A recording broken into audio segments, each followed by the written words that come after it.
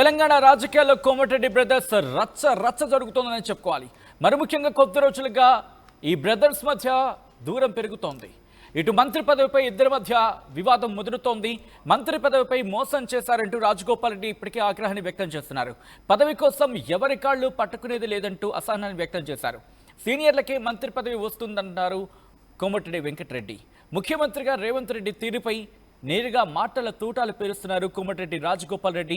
ప్రతి అంశంపై రేవంత్ను తప్పుపట్టడం జరుగుతోంది కోమటిరెడ్డి రాజగోపాల్ రెడ్డి తీరుపై తెలంగాణ కాంగ్రెస్ నేతలు ఆగ్రహాన్ని వ్యక్తం చేస్తున్నారు.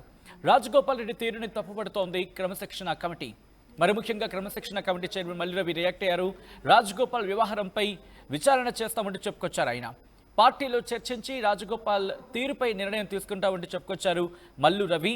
ఈ నేపథ్యంలోనే మీడియాతో కూడా మాట్లాడిన సందర్భం గత కొన్ని రోజులుగా ఇటు కాంగ్రెస్ పార్టీలో జరిగిన పరిణామాలకు సంబంధించి ఆయన ప్రశ్నించినప్పుడు ఆయన రియాక్ట్ అయ్యారు.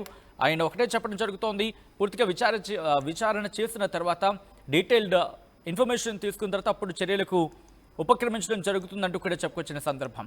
ఈ నేపథ్యంలో ఇప్పటికీ ఒక చర్చ జోరందుకుంటోంది. ఆయన పార్టీ నుంచి బయటకు వెళ్ళిపోవచ్చు అని ఒక చర్చ జోరందుకుంటోంది.